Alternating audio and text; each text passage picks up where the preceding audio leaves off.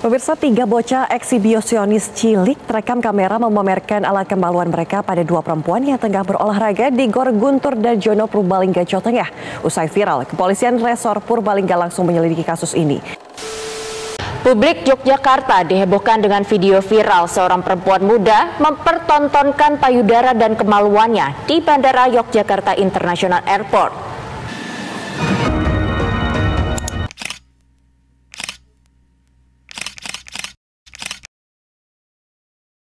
Di era globalisasi ini terdapat banyak sekali permasalahan psikologis yang terjadi di sekitar kita. Salah satunya yaitu gangguan seksual.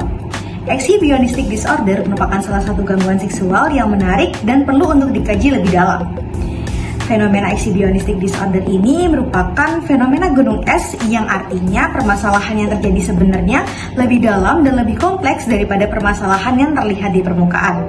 Oleh karena itu, kami dari kelompok 7 yang beranggotakan Almila Rizka Priandita, Farhania Salma Renza, dan Balilah Alimdinan akan mengkajinya lebih lanjut melalui psikoedukasi gangguan seksual exhibitionistic disorder. Perilaku ekshibionisme ini merupakan pelecehan seksual yang sangat meresahkan warga sekitar. Kebanyakan pelaku ekshibionisme ini adalah laki-laki. Dalam DSM-5 disebutkan bahwa 2 hingga 4% laki-laki global yang sudah pubertas mengalami exhibitionistic disorder. Selain itu, dilansir dari kompas.com pada tanggal 26 Januari 2020, disebutkan bahwa 3 dari 5 kejahatan seksual yang ada di jalanan yaitu perilaku ekshibionisme dan masturbasi di depan umum. Kemudian, data statistik dari Komisi Nasional Anti Kekerasan Terhadap Perempuan menyebutkan bahwa pada tahun 2021 terdapat 2.363 kasus dan diantaranya yaitu 374 kasus merupakan pelecehan seksual yang di dalamnya termasuk exhibitionistic. Dari banyaknya kasus tadi, kelompok kami tertarik untuk melakukan survei secara daring melalui Google Form untuk mengetahui pengetahuan tentang exhibitionistic disorder pada orang awam. Dari survei tersebut, kami berhasil mengumpulkan data sebanyak 22 responden. Dari 22 responden didapatkan data bahwa 54,5% atau sebanyak 12 responden belum pernah mendengar istilah dan mengetahui istilah exhibitionistic disorder. Kemudian sebanyak 63,6% atau sebanyak 14 responden tidak mengetahui mengenai exhibitionistic disorder. Seperti yang sudah dijelaskan sebelumnya, bahwa berdasarkan hasil survei yang kami lakukan, diketahui sebagian responden masih belum mengetahui apa itu exhibitionistic disorder. Oleh karena itu, kami mengumpulkan pertanyaan-pertanyaan dari responden mengenai gangguan ini. Dan sekarang kami akan menjawabnya satu persatu. Yuk disimak. Pertanyaan pertama, apa itu exhibitionis? Apakah termasuk penyakit mental? Dan termasuk jenis gangguan mental apa? Exhibitionistic disorder merupakan salah satu gangguan mental yang termasuk dalam gangguan psikoseksual. Dalam Panduan Diagnostik dan Statistik Gangguan Mental edisi kelima atau Diagnostic and Statistical Manual of Mental Disorder DSM-5, exhibitionistic disorder masuk dalam kategori gangguan parafilia yang di dalamnya juga terdiri dari 8 jenis gangguan termasuk juga pedofilia disorder. Exhibitionist disorder didefinisikan sebagai gangguan seksual di mana seseorang merasakan kepuasan saat memperlihatkan bagian genital atau alat kelaminnya kepada orang lain di tempat umum. Gangguan ini kebanyakan terjadi pada laki-laki dan korbannya adalah perempuan, baik anak di bawah umur maupun orang dewasa. Namun, apakah seseorang yang memperlihatkan alat kelaminnya di depan umum sudah pasti mengalami exhibitionistic disorder? Jawabannya adalah tidak. Individu baru dapat didiagnosis memiliki exhibitionistic disorder apabila dorongan yang dimilikinya menyebabkan distres atau ketidakmampuan membangun relasi sosial dengan lingkungannya. Oleh karena itu, jika gangguan ini tidak mendapatkan perawatan yang tepat, maka akan dapat mengganggu kemampuan individu dalam relasi sosial dan juga relasi intimnya. Lebih lanjut, diagnosis exhibitionistic disorder berdasarkan DSM-5 adalah didasarkan pada hal-hal berikut. Perilaku terjadi secara berulang intens, dan terjadi selama periode minimal 6 bulan, di mana fantasi, dorongan, atau perilaku yang menyebabkan gairah seksual berkaitan dengan memamerkan alat kelamin dilakukan di depan orang lain yang tidak dikenal, dan orang lain tersebut pun tidak menyetujuinya. Kemudian, orang tersebut bertindak karena dorongan atau fantasi tersebut.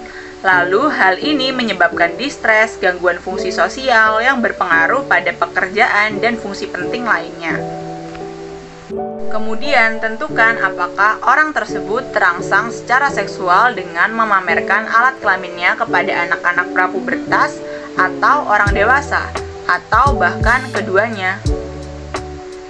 Lalu tentukan juga jika individu tinggal di in a control environment, yakni individu tinggal di lingkungan di mana kesempatan untuk mengekspos alat kelamin seseorang dibatasi, atau justru individu tinggal di lingkungan full remission, yakni individu telah melakukan perilaku tersebut setidaknya selama 5 tahun saat berada di lingkungan yang tidak terkendali.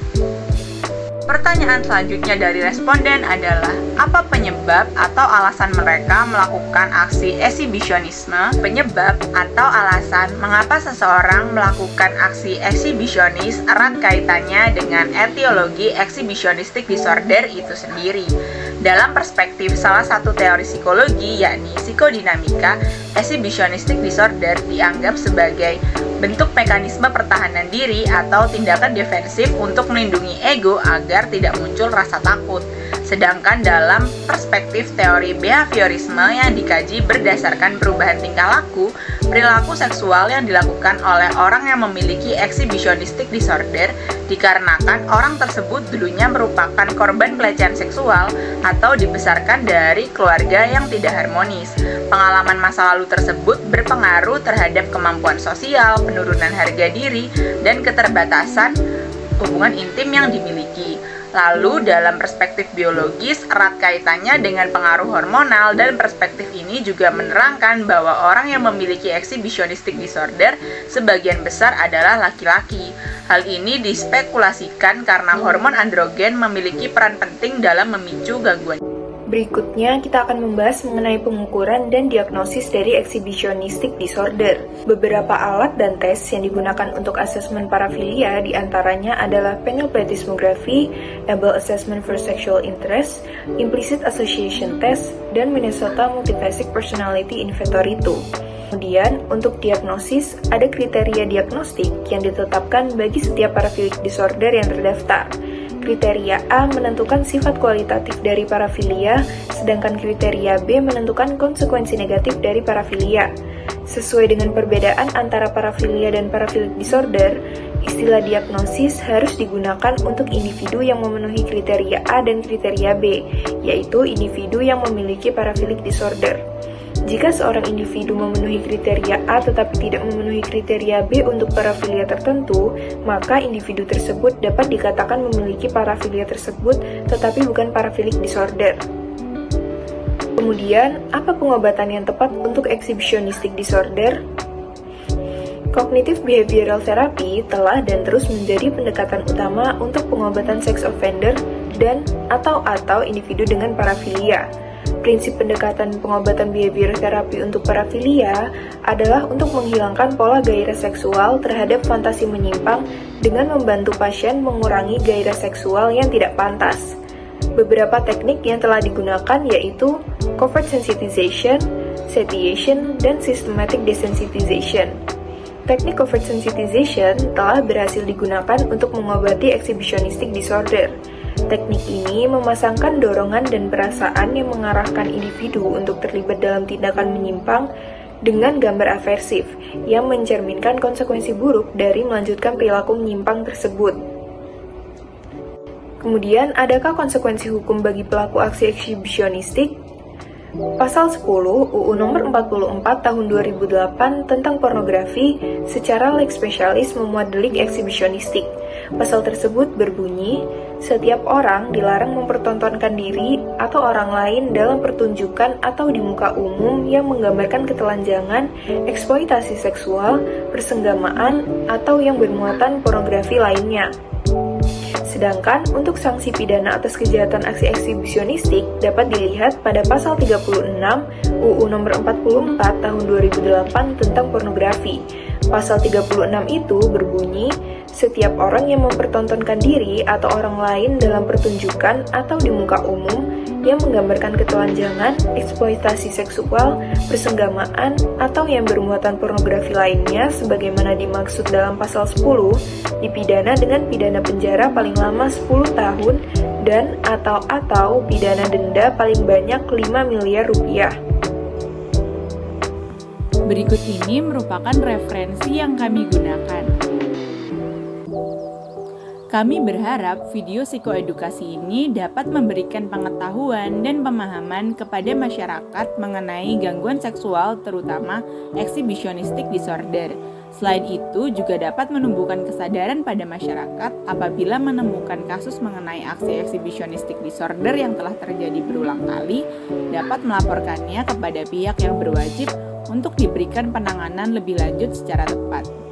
Terima kasih telah menonton video kami. Semoga video kami bermanfaat dan sampai jumpa di video-video kami selanjutnya.